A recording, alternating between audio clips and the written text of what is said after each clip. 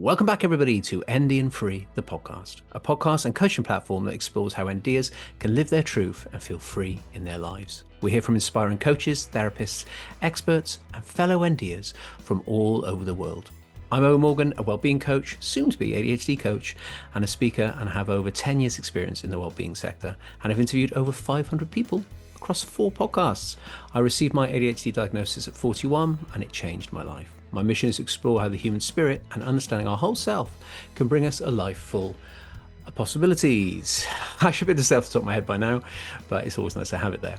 So we have another returning guest, really exciting. Every 4 or 5 months, you hear people coming back on, and we're really excited to welcome back Charlotte Crawford. Charlotte is a neurodivergent coach and doing some amazing work helping the ND community. Welcome back, Char. It's so lovely to have you here, and we get to talk about something a little bit more depth than last time. How are you doing? Thanks for having me back. I'm doing really well, thank you. How are you? Yeah, really good. Like, it's really lovely to have familiar faces back on the show and friends back on the show. Just it makes it much nicer for me as well.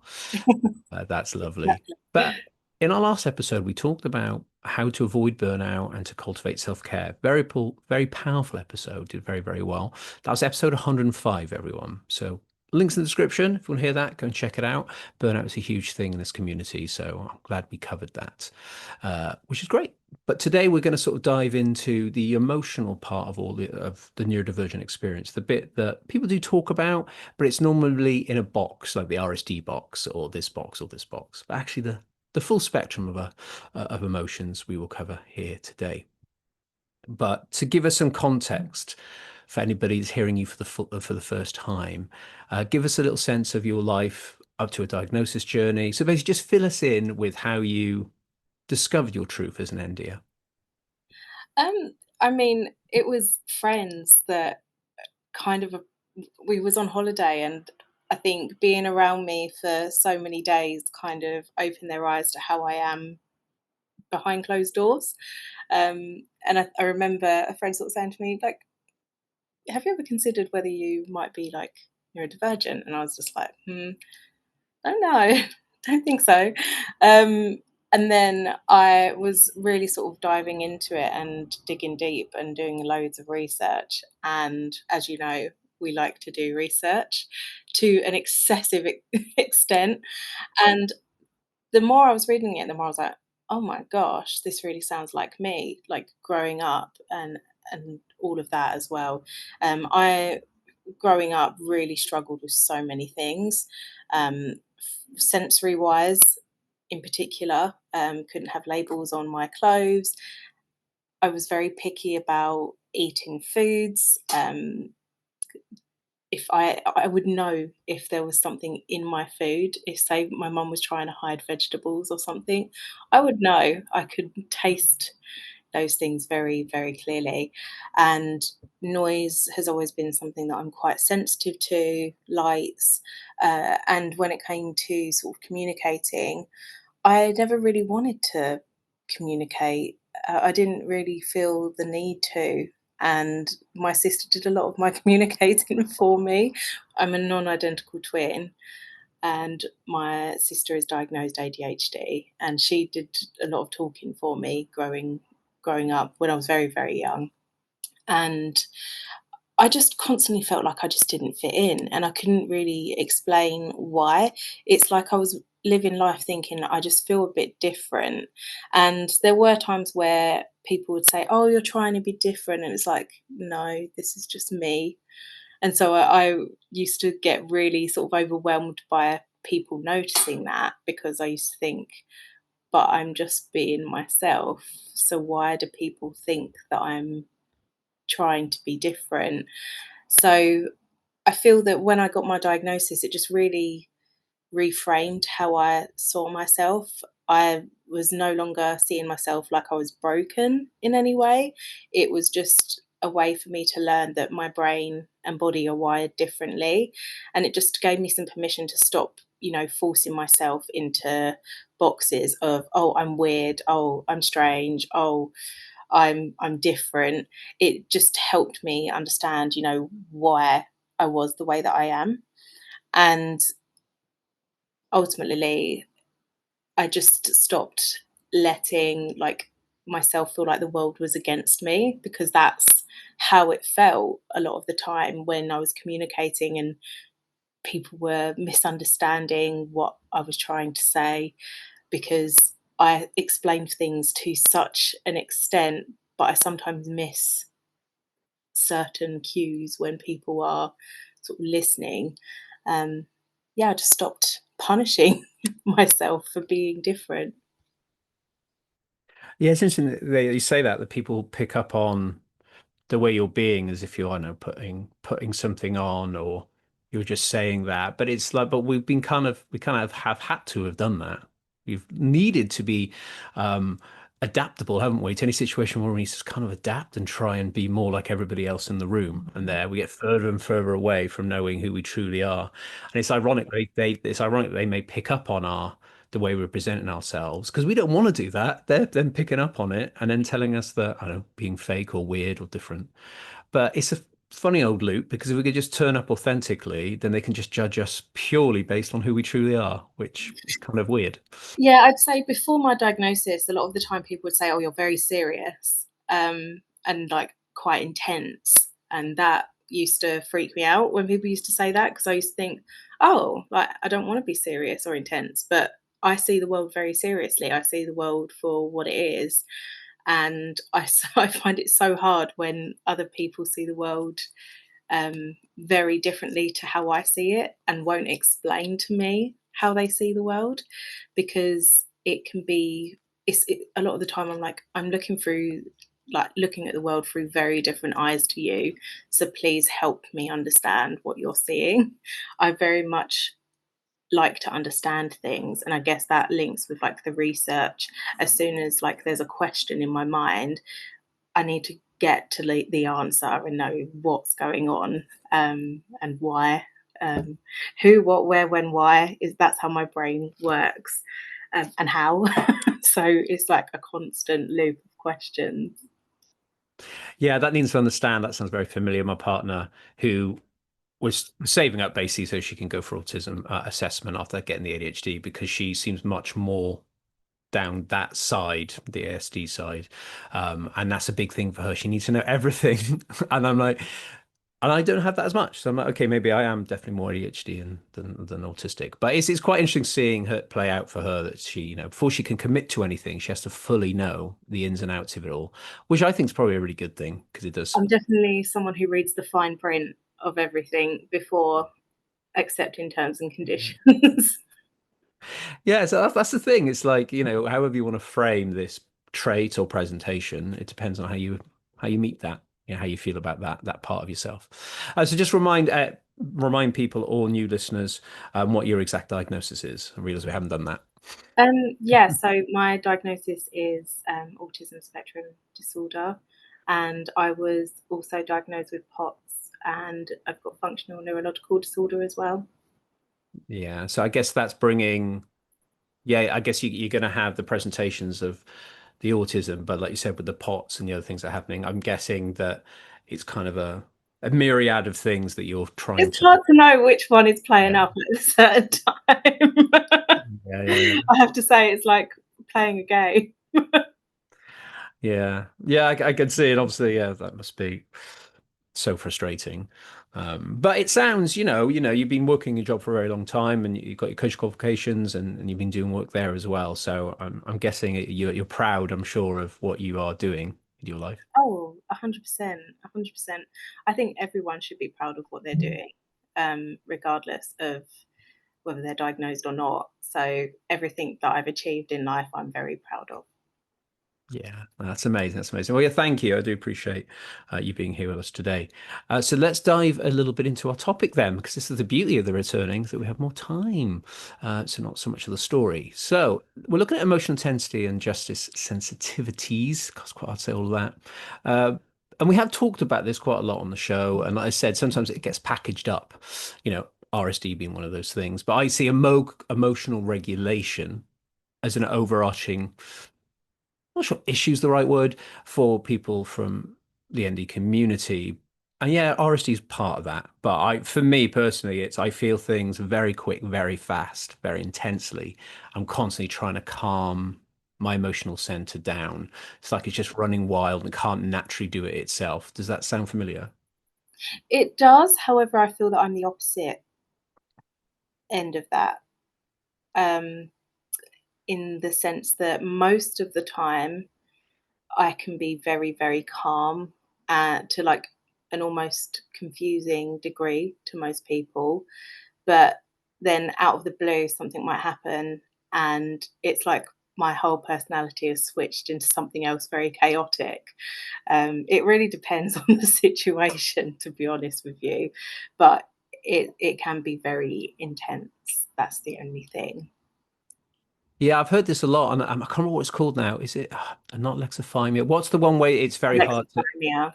notice the emotions in your body, be able to label it and see it? Is that right? I'm trying to think. Yeah, Yeah. alexithymia. So I'm not so bad as I used to be because of therapy.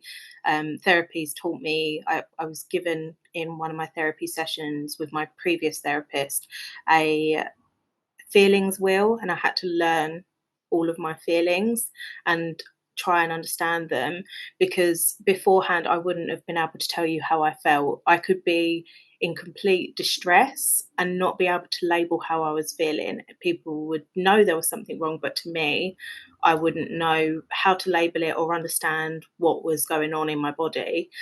Now, because I've got that feelings wheel, and it's something that I am very proud to have learned, because I genuinely was so struggling so much with understanding my own emotions. I now can understand like what level of emotion I'm feeling and also what emotion it is, because there's things like happiness, but then you've also got to think about excitement. They're both on the same spectrum of joy, but they're both two different feelings within our body. So I have learned how to identify with them much better now, but it still sometimes catches me off guard, if I'm really not paying attention. So yeah, feelings will is my ultimate sort of lifesaver here. Oh, that's amazing. Encourage people to go and check this kind of work out, because I'm trying in my mind. I'm trying to think. So, what with this feelings wheel? How are you knowing what it is? Is it cognitively done? So logically, I know that's that, or is it sensory based, or what kind of words or sensations are you picking to know? If that makes sense. So beforehand, I felt very disconnected to my body. And so, like, if I was angry, I wouldn't necessarily understand how it was feeling in my body. Whereas now I know that if I get angry, I feel it in my jaw, and it's like a buzzing in my jaw. So I'm like, I'm feeling a bit angry. Whereas before, I'd just have like a feeling in my head as opposed to like feeling it in my body. I was very, very disconnected. And that was the thing that I struggled with most. There are times when I can be disconnected, but I've learned how to bring myself back to being connected. And that is through, and it sounds very bizarre, but I use like ice cubes and put them on my wrists sometimes. It just helps me get my nervous system back in check. Some people have a cold shower. I do not have the guts. I do not have the guts for a cold shower, and it could potentially make me feel unwell for the rest of the day. That's the things that you have to think about when you're on the spectrum. That could put us into quite a bit of a shock sort of feeling. So I do it with a little bit of ice on my wrists and sometimes on the back of my neck as well. And that helps me sort of get back into my body essentially. Because it's not like I wouldn't say it's like I'm dissociating. It's not like I'm seeing myself from outside my body, but it's like I'm not necessarily always connected to what I'm feeling physically.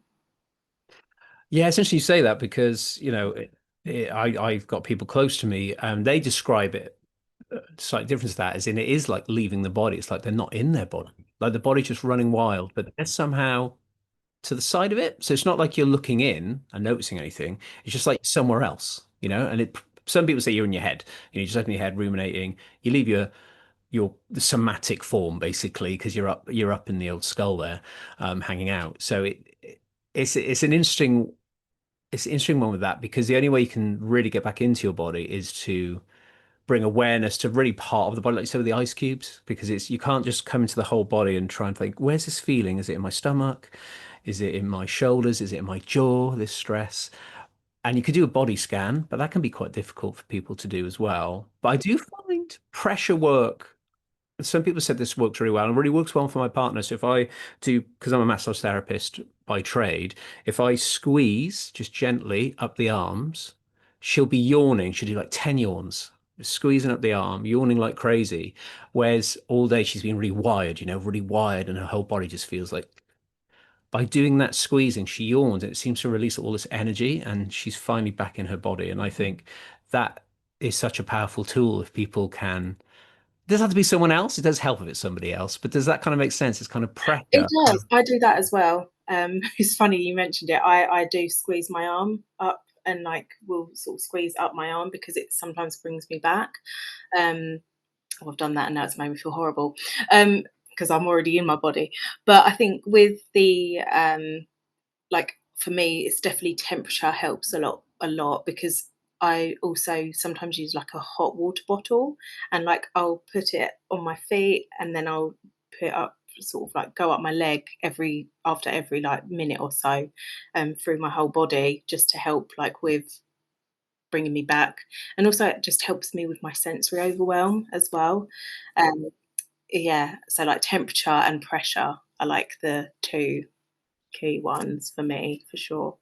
Yeah, that's quite good what you said there. Actually, if you can't body scan using your own awareness from your mind, that's great. Yeah. So using something to work your way around the body, so just Yeah. getting a bit of supporting from whatever that may be. And I always think, like the blood pressure monitors. I was thinking about this the other day, and they close to take your blood pressure, and they squeeze. I thought Yeah.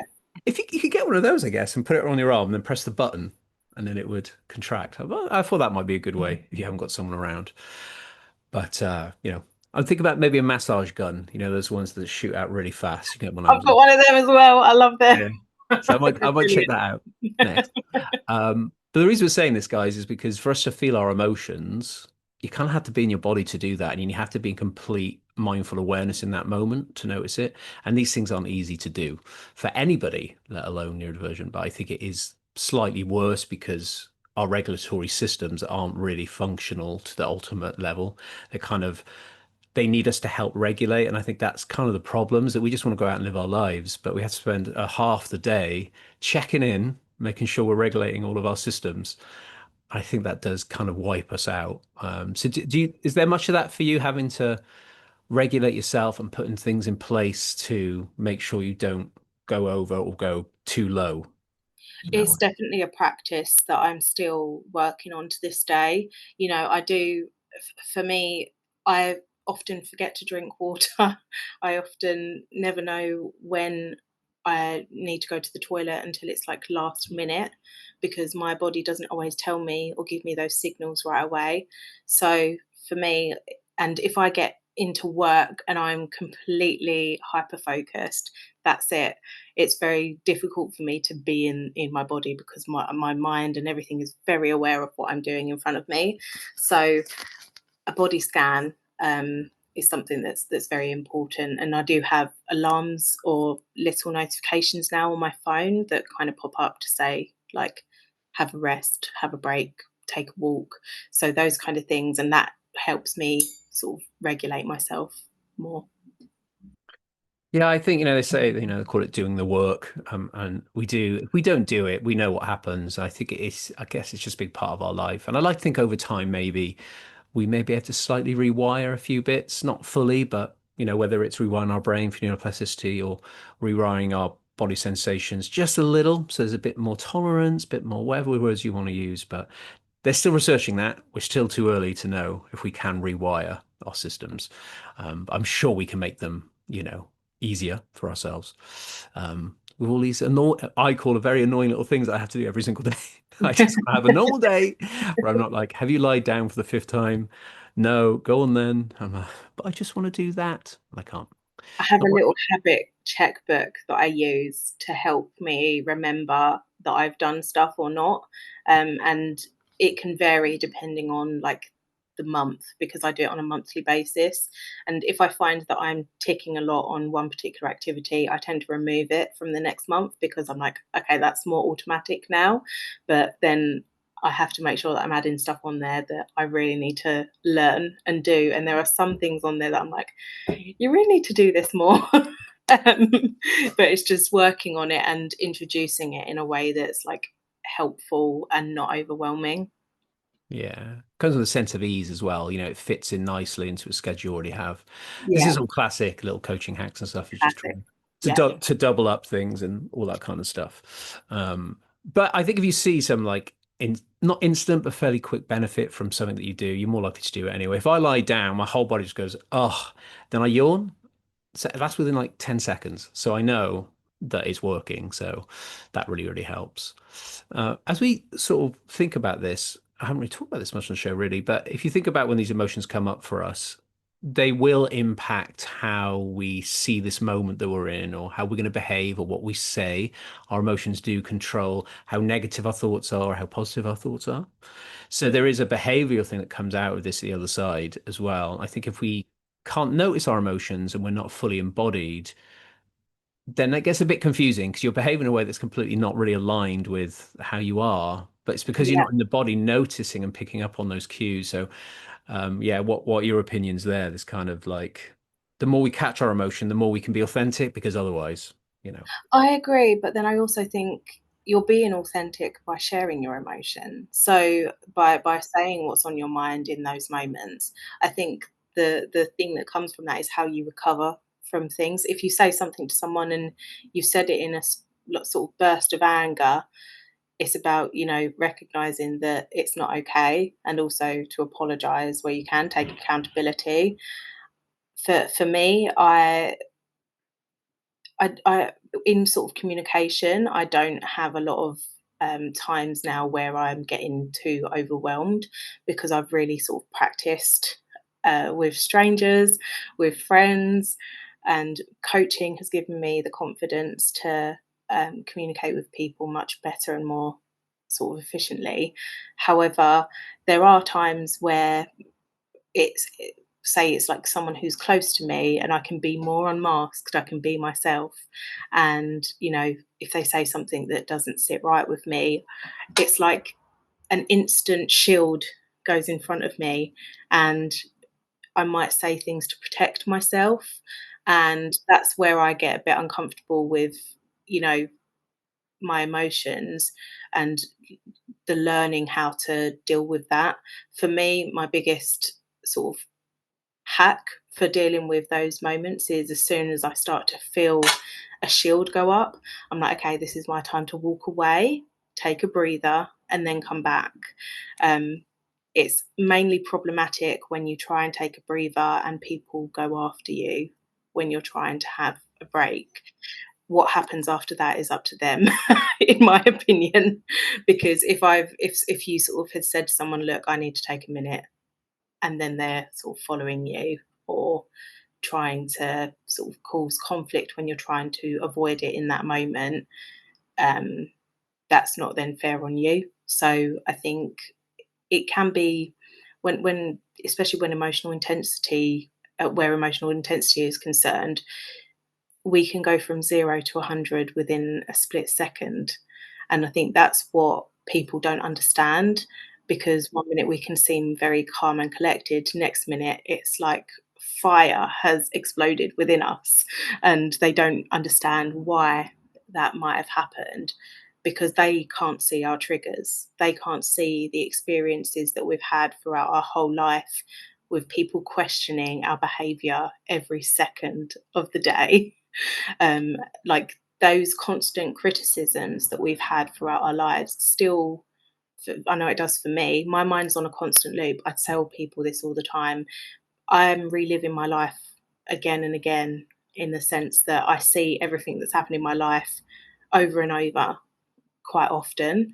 So I also see the negative things that people have said over and over quite often. So as soon as someone mentions a negative comment, that's it, it's stuck, and it will get louder and louder in your brain. And you will, as a neurodivergent individual, we hyper focus on maybe that one comment as opposed to anything else that might have been said. And other people find that very confusing because in most arguments, people are focusing on winning or beating one another in an argument. We're focused on trying to understand that particular comment when it might have just been said in anger by someone else or something like that. It can be very confusing to be honest with you, in my opinion. I don't know whether you've had an experience similar. Yeah, it's kind of, and when you receive something someone said out of context, so it's not in context of what you're talking about, and in our brain, we're like, well, why they said that? And then that's a hyper-focused rumination. You're going to take that rumination to bed, maybe the next day, and I see that with my partner a lot of rumination. I do have that. I have a lot of snapshotting. I think similar to what you said, chronicling.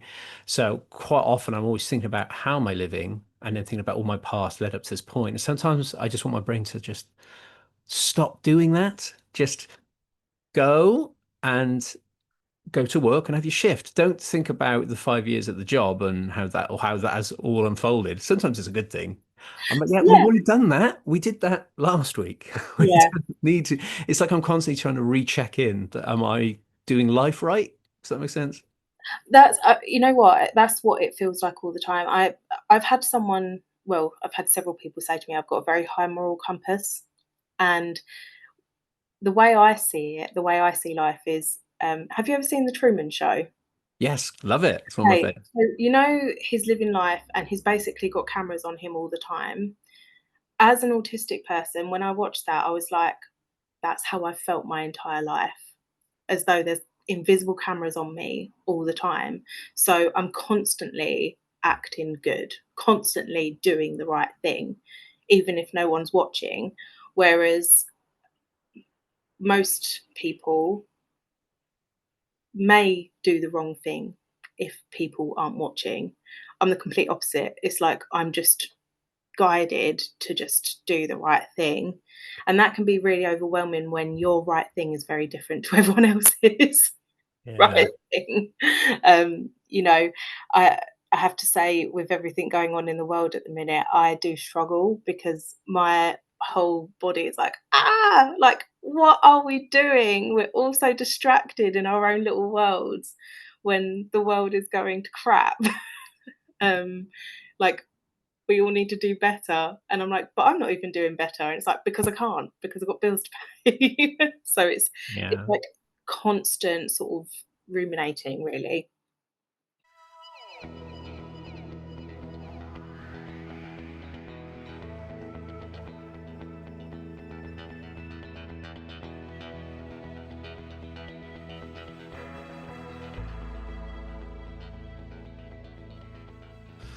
Yeah, I totally get that. But I'm sure, like you, I'd have no other way of knowing how my brain has always done that. So it's not Yeah, something. I've not known Obviously, any different. no, and you just work with it to a point. I'm like to think how far I've come even since my diagnosis about how I treat myself is completely shifted.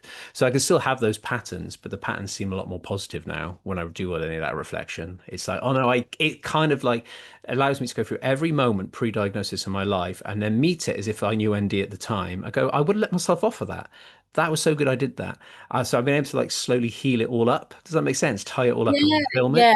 I've also had that experience, but with people around me in my life, where because I ruminate internally, but I also speak about it externally. So I'll go through things in the past, maybe speaking to my husband about things. It's like, Charlotte, but you're neurodivergent, and you wouldn't have understood that at the time. And I'm like, no, you're right. I didn't understand that at the time, and I think even how relationships worked, I never understood it. Friendships, relationships, everything. I just did not get it. It's like everyone has this book of how you're supposed to do things, and I don't know what they're we're supposed to do. So I've learned like what most people do by learning sociology and going into psychology and all of that communication and culture as well is something that I learned in college. So that was very, very interesting. However, my strong sense of justice around sort of communication and culture and wanting everyone to be seen as equals, that's where I struggle, like in general, because I get very sort of disheartened that we're not all sort of seeing everyone as just like the beautiful beings that they are, because essentially, we can say what we want about, some of the evil people in the world. Most of us are just trying to survive. So I kind of get very passionate about it. I'd say that is linked very much with like emotional intensity. I'm always called very passionate. People always say, "You're very passionate." I'm like, I know. And a lot of people don't understand it because it can be so intense. People might think that I'm trying to be controlling or trying to overstep, or being nosy. I'm definitely a bit nosy anyway, because I like to understand everything to the complete like cycle so that I understand it. However, I'm driven by a need to like change the world for the better, I guess. And I think having that in mind all the time helps me sort of with my actions. However, it does mean that I'm very hard on myself. So that's where I've had to sort of learn to rein it in a bit and be kinder to myself and be like, Charlotte, like you are only human. You can't just change everything overnight. No, it was hard though, isn't it? Especially when that's just, yeah, the way you're driven, I think, with just the sensitivity. I think I like to like bundle it together a little bit with ours. The bits which is just when we feel something important, in this example, we really do care about it. It comes from literally our core, and it's so powerful and so amazing. That's why so many neurodivergent people are out there doing like mind-blowing work, because that's a big part of how we flourish and how we feel amazing in our bodies and our minds in the world. It just lights us up, it turns the light switch on our soul, I guess. So it's like it does come at a big toll at times. It can come with complete chronic burnouts. It can come from losing relationships, which would naturally happen because they really don't give a shit about what you're talking about and they think it's crazy. But it's like, but it means something to me. And I think if we can meet people with what they care about the most, that's a really beautiful thing. But I think when we're talking about the next question about feeling steady and controlled of all of this, it's like we don't want to get rid of that. We don't want to get rid of just sensitivity. We need these people, but it can completely push you around. You get hooked into your emotions and they kind of control the way you live your day. And it's trying to find a way, I guess, of stepping back somehow and saying, I want to keep all these emotions. I don't want to get rid of anything. It makes me who I am, but I'm just far away from it. So I'm slightly looking at it. So you controlling this, not being hooked by it and just saying, come on, emotions, I hear you, let's do this. But you're like, but I can also control the meeting. So the meeting's running wild, but you are in control of the meeting. Or like Inside Out the movie, got all the emotions, but you are making the movie, so to speak. I think that movie is such a good movie, just for everyone, to be honest with you, because I think, even though we're neurodivergent, everyone can struggle with their emotions. It's just that we have it to an intensity. I think that's what people don't understand, is that like our emotions are often more intense than others. And that's why if something goes wrong, we can go from, you know, a lot of individuals can go to sort of suicidal ideation, because if something goes wrong, it can be so intense. It's like you feel helpless, you feel hopeless, and you have to work your way out of that.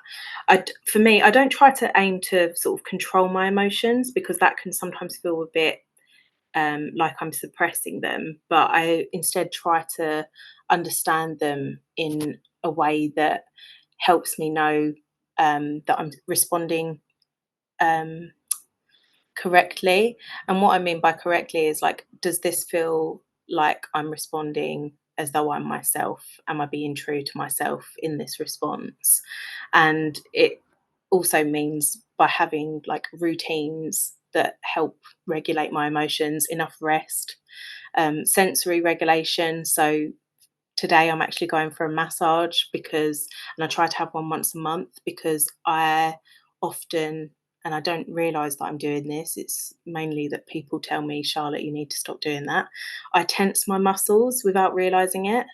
Um, and it's because I don't know why I do it.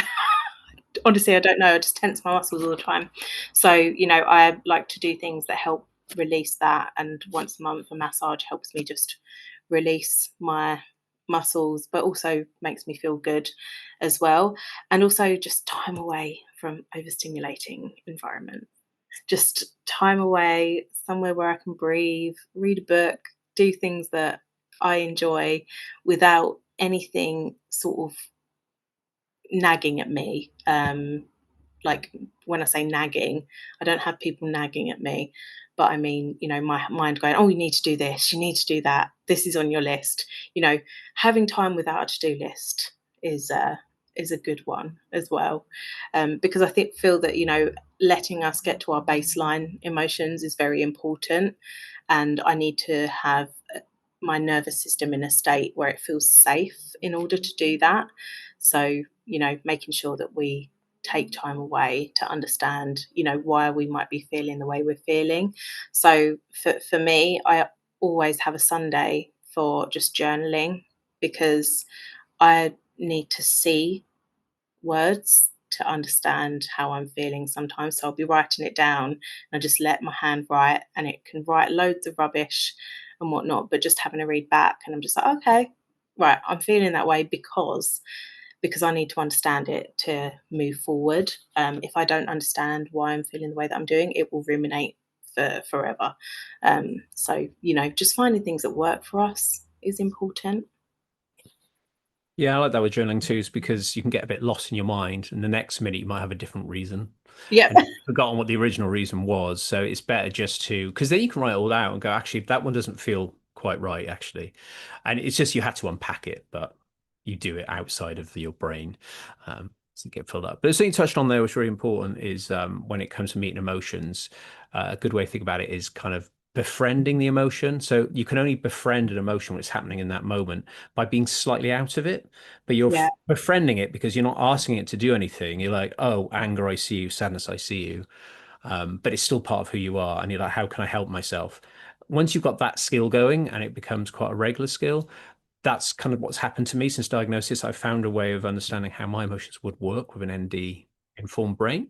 So befriending it has really, really helped me. So I used to get really bad like dorsal, they call it dorsal in polyvagal theory. So being in your gut, that deep, dreaded sadness.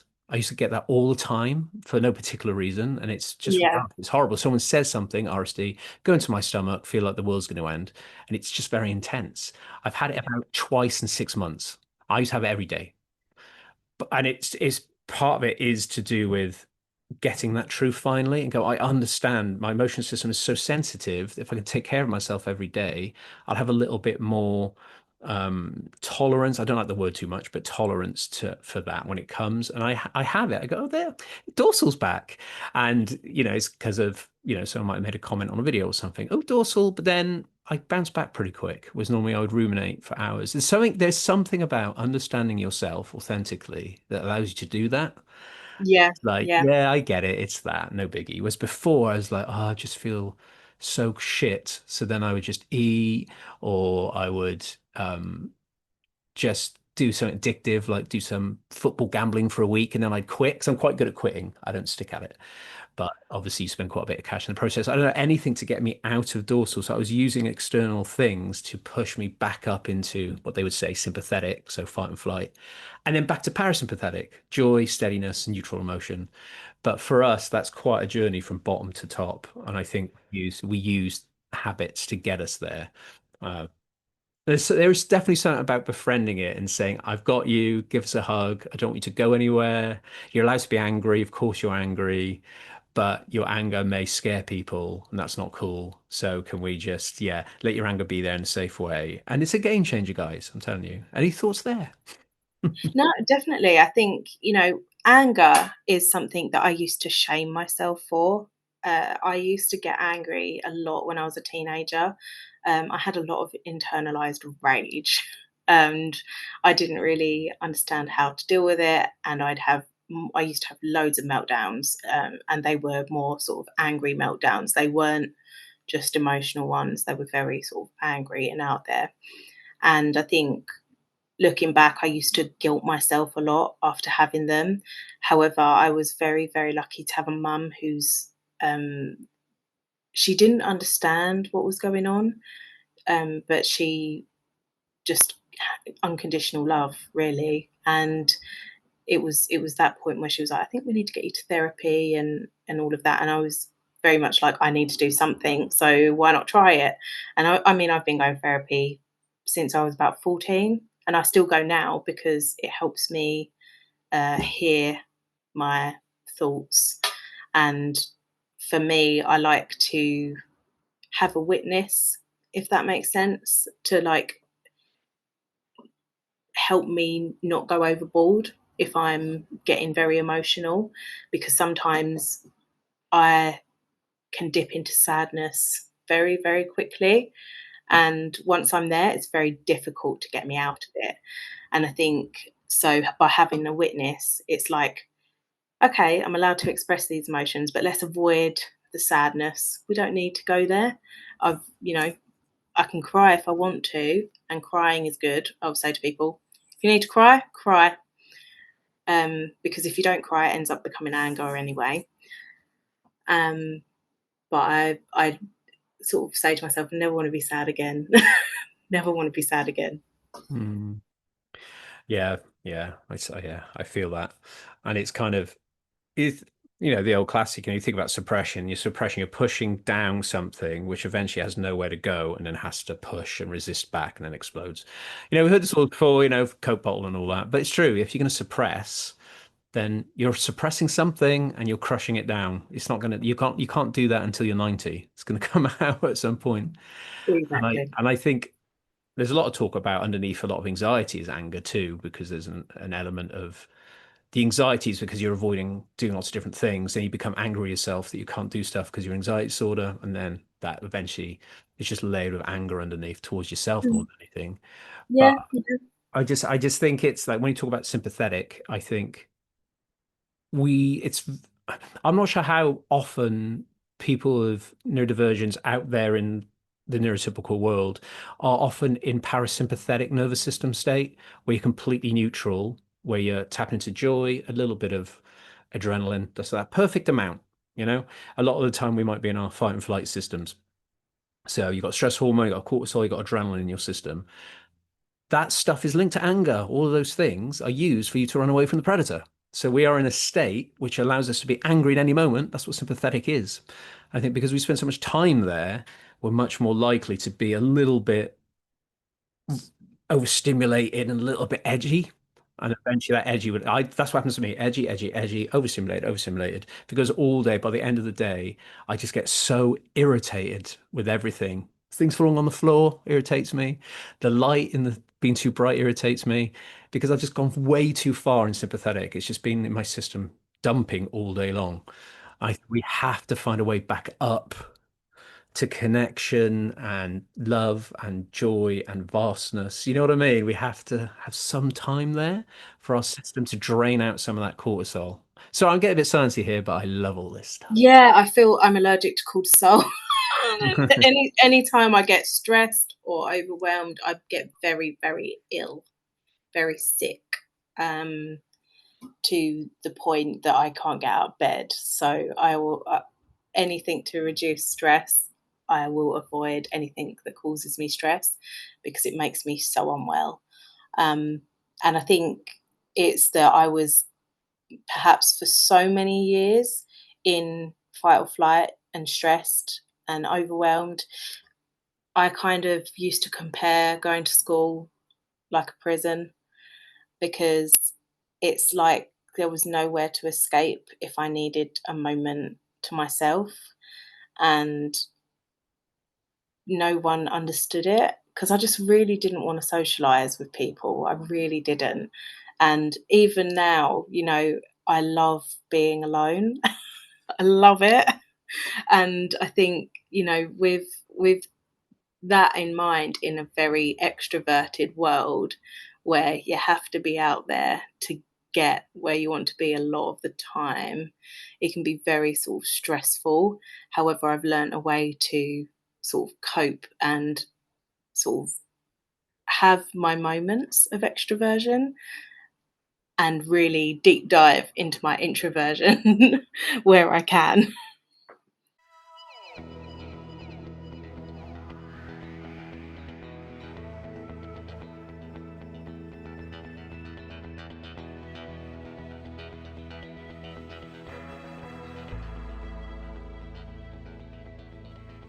I think it's so important to honor that though, isn't it? It's honoring that you need some quiet time by yourself. And if you can be surrounded by people that get it, then that's a game changer. Because then you It got, really is. Yeah, definitely. because well, if that's what you need, that's what you need. As soon as you start ignoring these, that's where it just, yeah, that's where we all get sick, basically. That's Um, exactly it. and Exactly. you may only have to do it a few times a day where you can meet your needs. Sometimes you have to do stuff for other people, so if you have kids, or yeah, right now I have to go to work, so and I've created a job that really fits for me right now. It's not forever, but you just because I'm formed it over years to match me. But I think, yeah, this is just really important because we've talked today about the emotional centers, we've talked about the nervous system, things like cortisol. There's lots going on here. But I think that the thing that remains the same is getting back into your body, getting present in that way to befriend your emotions, not be pushed around by them, to help your nervous system get back up to parasympathetic connection and joy, such kind of sensations as well. And passion is in there as well. Doing things that you love that make you laugh, make you smile. This is all the things that a lot of coaches are going to sit down with you and help you work towards. So it is part of, you do have to do the work. You can't just get up and hope for the best. You have to do some work on yourself. Otherwise, we know what happens. And it's just having compassion for that as well, isn't it? Compassion that you have to do that, and it is annoying, but having love for that. So yes, I understand it is annoying, but I love myself enough that I want to tend to myself like I'm a plant, I guess, so I can grow in a cheesy way, isn't it? Yeah, I actually sort of see it as like I'm a soul and I've been placed into this body, and my sole purpose is to look after this body and keep it alive for as long as I can. So we have to, if we want to keep ourselves alive, keep ourselves healthy, keep ourselves happy, you have to look after yourself, whether it be through food, things that we love, water, all of the natural bits, and connection. It's really, really important.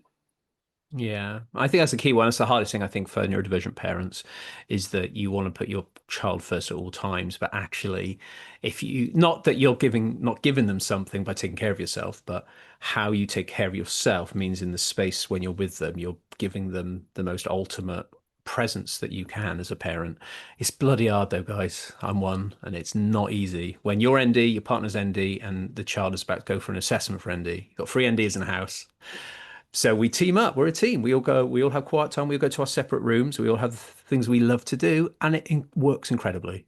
And then we come back together like half an hour later, and we carry on. Just honoring what It's needs so to happen. important. It really is. So good.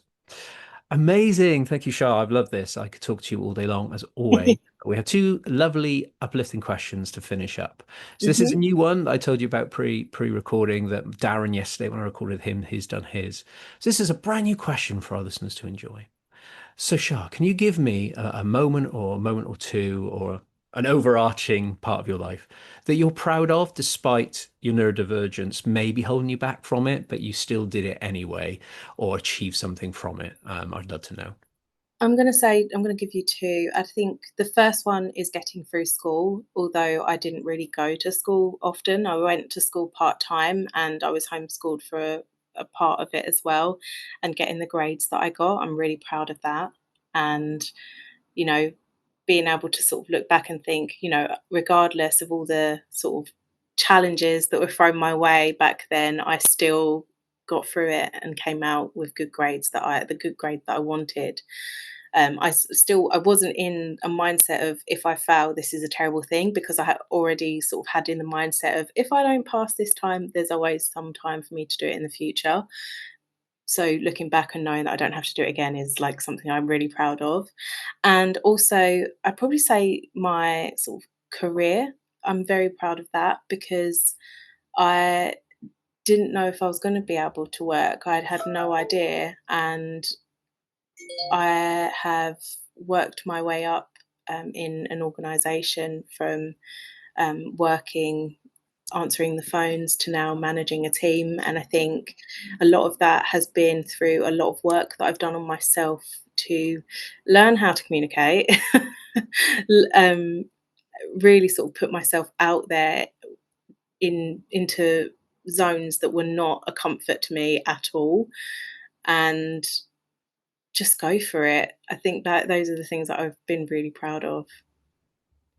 It's amazing. I love that. And I think yeah, given the right environment, like maybe where you were working, you were able to work on yourself, be in the right environment, and build yourself up and learn all these life skills that you can use. And you're an amazing communicator, as we can see on the show. So it's got you to where you are, and being a coach and everything, it's all part of it. But yeah, I ask this because so often we get diagnosed and then we reflect on all the things that could have been and the grief. But not many people talk about, holy shit, but I still did that. That's cool. We don't often hear that, and that's why I'm trying to change the narrative a bit. I love that. Diagnosis isn't the end; it's also opening up pride. Like, holy shit, how did I do that? And that's incredible. So that's why we do it. So you've done this one before, which is a parting message of joy and hope.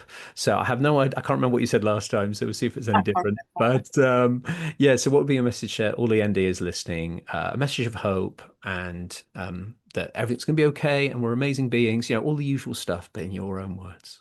I'd say, thriving as a neurodivergent person isn't about fixing yourself. It's about building a life that works for you, doing things that are in line with your values, living to your intensity and sensitivity without shaming ourselves, and taking pride in the strengths that we have and learning how to channel them where we can. And I'd probably say, if you're looking for any support in that journey, I do work as a resilience coach for neurodivergent individuals and families through my business, NeuroRoost. And I help people from anything from burnout to self-doubt to executive dysfunction so that people can live with clarity, confidence, and more self-compassion, because self-compassion is important. Thank you so much. I love that. Yeah, thank you. Self-compassion is part of the tagline for my future coaching business. So I know very well because that can be quite hard to come by at times when It can. when your Yeah. body and mind is running away and doing its own thing, going wild, and you're like, please wait, stop. And just saying, I love you, but gives you a hand. Let's just take a breath. And that's such a powerful tool, which is great. But yeah, I'm hoping that we're both an example of, finding our way in life, finding our path. And hopefully that will inspire people that are listening. Which is amazing. Yes, and NeuroRoost, I'll put everything in the show notes for everybody to go and check out your links and whatnot. Thank you. But other than that, I really do appreciate all of you for returning to the show and trusting in this space and wanting to share more with my listeners. So I just want to thank you so much for just who you are really in your presence and how that can help people. Thank you. I appreciate that. Amazing. Thank you, Char. Thank you, everybody, for listening. We have many, many people coming up in September, all booked in. Like maybe a few too many. But I'm dropping shift at work, guys, so I can push my business forward. And I'm really excited not to be so sleep deprived all the time, which is good. I'm soon to launch my mission statement for my business, so watch the space for that. I'm really proud of what I'm going to be doing in that space. But for now, stick around for the advert about Ankway's mushroom gummies. Yes, I partner with companies now. They're amazing. Part of why I haven't had that dorsal that I was saying, Char, about earlier, that low mood, I think in part is due to these 10 medicinal mushrooms that I'm taking each day. Because ever since I've taken them, it's been part of not feeling so sad all the time. So stick around. You get a special little discount using my code. So stick around for the advert and we will see you next time for more ND Chat. ND and Free is in partnership with Ankway Mushroom Gummies. Since my ADHD diagnosis in October 2024, I had been trying to find a supplement to help my struggle to focus, ease my brain fog, and help my overall energy. I'd been getting mixed results from multiple supplements until I came across Ankway's Mushroom Gummies. So I removed all other supplements and began to take 2 of the delicious tasting gummies each morning after eating. By the 4th week, I really started to notice I could focus for longer and my brain fog wasn't anywhere near as bad. Naturally, they may not work for everybody, but I feel it's my mission to at least let you all know about these gummies. They include 10 functional mushrooms within them, including lion's mane, shiitake, and turkey tail mushrooms. With their non-GMO, gluten-free, and filler-free gummies, they offer a tasty solution to an ND brain. You can order one-off pouches with 60 gummies inside or sign up to the discounted monthly bundles. Best of all, if you use my code OWEN15, you'll get 15% off your order. Visit www.ankway.com and use code OWEN15 at checkout. That is www.ankway.com.